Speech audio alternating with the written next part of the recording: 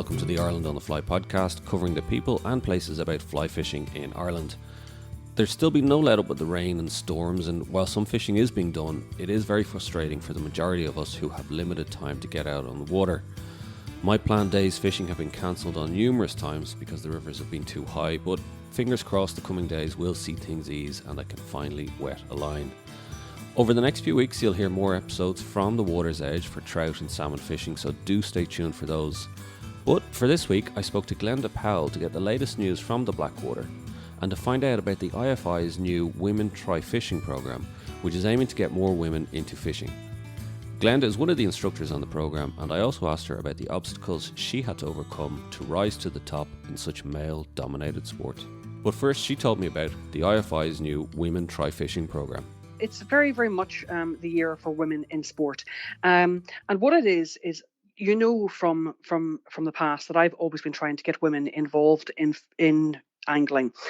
And I've done lots of days on the River Blackwater over my 20-something years working here, and it's been very much hit and miss. And one of the biggest problems that I found with trying to do it myself was trying to follow up after the women came. What do we do with the women after that? You know, do they join local clubs? Who's going to nurture them from then on? Because of course, I'm very busy and it takes more than one person to be involved in this. So I was thrilled that Inland Fisheries Ireland had been in touch, and we've put a programme together that's basically for women who have not tried fishing before. So this is a brand new pilot programme for any woman who has not tried fishing before or who's tried it just a little bit without, much success. And it's a great initiative. I'm very, very much looking forward to be a part of this. It's not just fly fishing, is it? It's all types of angling. It's a very, very good point. It is all types of angling. And of course, because I am a fly casting instructor, a lot of people think that this is to do with only fly fishing. So it's a very good point to get across that this is not a fly fishing course. This is an angling course. So for example, on the day where the women will come along, there are 4 hours allocated to each group of women. And to give you an example, we start in the River Blackwater on the 4th of April. And the first session would be from 9 o'clock in the morning until 1 o'clock, and then the second session from 2 o'clock until 5:30. And each session we're going to have between 8 and 10 women taking part. And during those sessions, we're going to be teaching them how to tie the basic knots, how to put the rods together, and those rods being fly rods, yes, but also spinning rods, because we're very aware that this is just a bit of fun and trying to get people involved in whatever type of angling we can. So we'll give them the skills to be able to go coarse fishing if they want with the spinning rods, to be able to go sea fishing. To cast a spinning rod is the same whether you're going to be casting it for salmon or whether you're going to be casting it for a pike. So those skills are very necessary to learn in the beginning, and it's like the knot tying, the very, very basic skills to have, and just to be around other women and trying to have a bit of fun on the day and to see if they can learn something and see if they like it. That's what really it's about. It's taster days. And will there be other events across the country, or is it just the Blackwater? No, there are going to be 4 days on each of 3 rivers. So we start in the River Blackwater at my office there, which you know well. So we start there, and then we're moving to the River Moy from the 6th of June, and we have 4 days on the River Moy. They're all Saturdays. And then we have 4 days on the River Shannon in Limerick. So this is a pilot. We're moving from those 3 rivers. Hopefully this is not the end of it. Hopefully this is just the beginning of it. So hopefully other rivers we'll pick up on them as we go through the next project. And tell me, has anything similar been done in the UK or anything like that? Do we have international comparisons? No, and I think, to be honest, we have a little bit of jealousy, which is great. It's nice to be a country who's doing it for the first time, and I think it's absolutely fantastic that we have Inland Fisheries Ireland, of course, running this.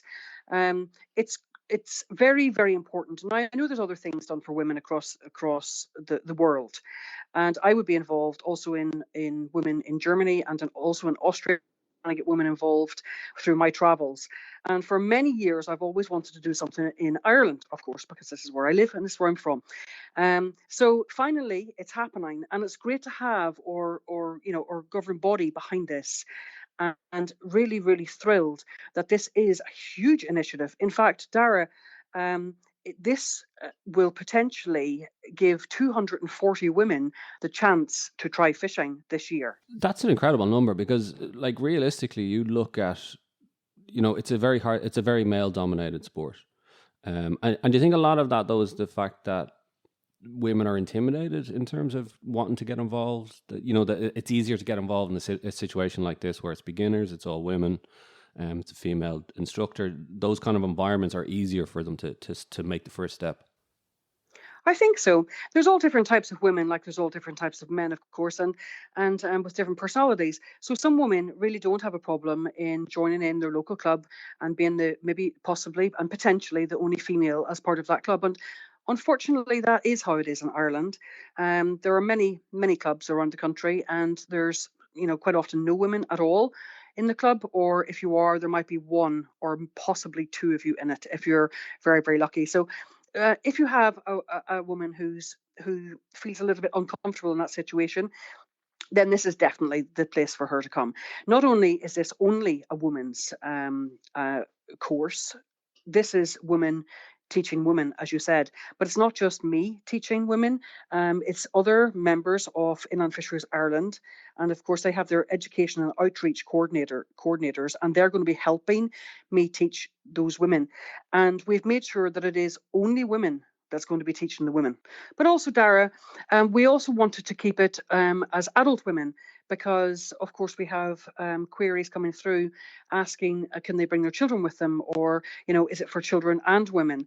And I'm a mother, Dara, and I think, it's really, really nice that other women have an opportunity to get away from what they're doing on a normal daily basis, to be able to get in the company of other women, out on the riverbank, to be outdoors, and to be able to talk to other women about what women talk about.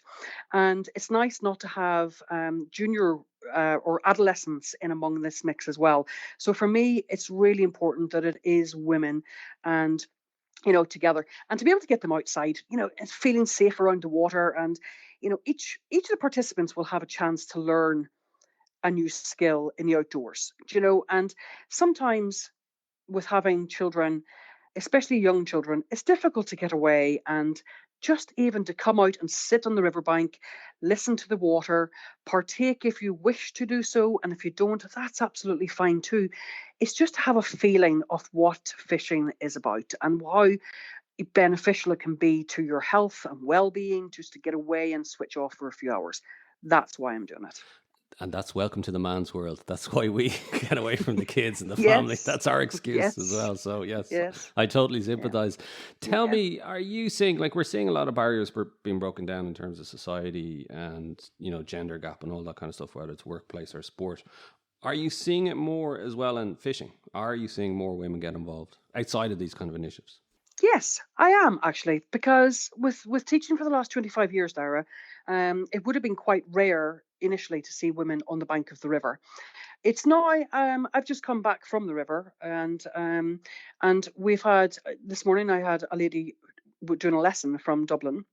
And she's been trying to learn now for a little while. And then the lesson after that was a gentleman from just a few miles up the road. So there are women who are prepared to get in the car and travel the 2.5 hours just to do a 2 hour lesson and back up to Dublin again. So yeah, I mean, and fair play to them. I think it's great that they can get out and about and they feel, they can just come and do this and enjoy themselves. So yeah, I think we are breaking through some of those barriers. And it's not about handling fish or killing fish. In fact, yourself, we hardly kill anything anymore these days. And I've always wondered why more women didn't fish. And I think a lot of it is about making sure that you have women who are as self sufficient as they possibly can be when they're on the bank of the river or the lake. And the reason for that is I think women don't like to be a burden on anyone else. And if they feel that they are self sufficient, then they're much more willing to go along with their partner or maybe their friend, and if they just feel as if they're not going to burden their day. And that's what this initiative is about, to try and teach the women the basic skills required so that they can go and they do know something about putting the rod together. How do we cast it? How do we get out of tangles? And that's really just to give them the confidence, I suppose, around the fishing rod. Do you find they make better students as well? Like, I get the sense, I don't know, I kind of compare it to golf sometimes, or tennis, where the man, he has to whack it and hit it as hard as possible. And of course with casting, as I've learned, is that's the last thing you want to be doing. Whereas, do you find women are more kind of adept at not trying to use brute force and therefore become better students? Yes, they are, and quite often they become much more competent faster than the typical male. They are great. They're great people. They realise very quickly that they can't use their own strength. That it is about letting the rod do the work for them. And I found that very difficult as a child myself, to wonder what on earth does that mean. But once it's explained to you that the rod's a spring and a lever and how you use it, then they start to go, oh, okay, so we don't have to put the energy into it. The rod is going to do the work.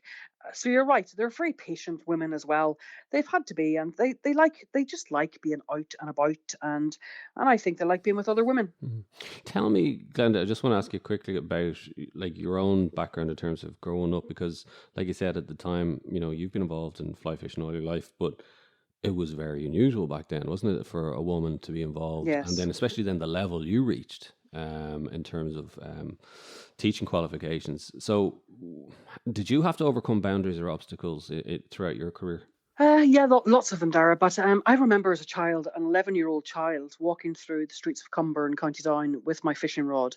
Um, and I remember in the beginning, because my uncle Michael died when I was very young, and he left me his rods, and that's what started me fishing. My father didn't fish much, um, but walking along the streets to get from one part of the river to the next, it must have been quite an unusual sight. And I don't remember too many comments at the time, but I suppose the more I did it, and that was kind of on a daily basis, Dara, everyone just got used to me, and so that was just part of the fishing crew at that time. And as then I progressed and I moved away from home, and I went and followed what has been my career all my life, which is fishing. Yes, I had lots of obstacles in the beginning as a young woman, but I suppose as I got older and a bit more confident in what I was doing, and got the qualifications and the World Championship, then things became a lot easier. But it's like anything, when you're new, I don't think it matters that much if you're male or female. When you're new to something, you're a little bit insecure, and of course it takes you time to learn how to teach properly, and you're still finding your feet when you're 18, 19 and 20. So of course I've been teaching now for almost 30 years, Dara, and you just get better at it. I can watch somebody move their arm, and I can tell you what happened to the fishing rod and the fishing line and what the result is these days. Um, And and I think you're right. yeah, Confidence is the issue, though. Like you said, yes. whether you're a male, female, confidence is the issue when you come down to the riverbank. And if you have some kind of idea of what you're doing, and you've done it before, and you're confident that you can do it again, that's And half I the battle. love I love the challenges. For example, next week I'm traveling to Patagonia with 10 people. I'm taking 10 people fishing in Patagonia, which is the windiest place on earth. So it's really, really windy, and the basic principles don't apply.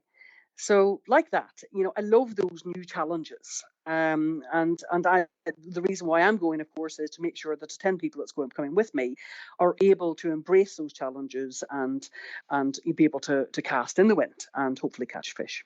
Before I let you go, Glenda, it's been a very frustrating start to the season.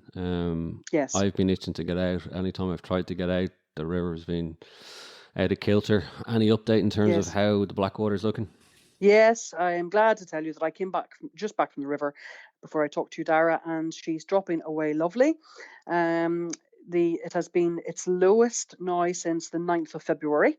And I would say that she's almost into spinnable order as we speak. And I would say there's no rain forecast now for the next couple of days, and we'll be fly fishing again by the weekend, which is fantastic because I have a course on this weekend. If people want to find out in terms of fishing on the Blackwater, or courses, or the women's fishing courses, how do they get in contact? Okay, so the women's fishing courses, they need to contact Inland Fisheries Ireland, and on that website they can enrol and apply for a position to go fishing. Now, I do know at this stage that all of the Moy slots are completely filled. However, there's some spaces left in the Blackwater, and there's a few spaces left on the River Shannon in Limerick. If you want to get in contact with me at the Blackwater to go fishing, it is Glenda at glendapowellguiding.com, or it is at www.blackwatersalmonfishery.com. Brilliant. And so keep an eye out over the coming days. You said it'll come into spinning and then fly fishing. Yeah, we'll be fishing again, I'd say, probably tomorrow.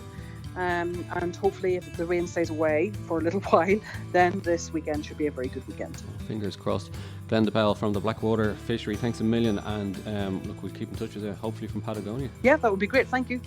My thanks to Glenda Powell from the Blackwater for that update. In the meantime, don't forget to rate, review and subscribe to the Ireland on the Fly podcast on Apple, Spotify or wherever you get your podcasts from. You can also keep up to date on IrelandOnTheFly.com as well as on Instagram at IrelandOnTheFly. I'll be back next week with another episode on the people and places of fly fishing in Ireland, so do join me then.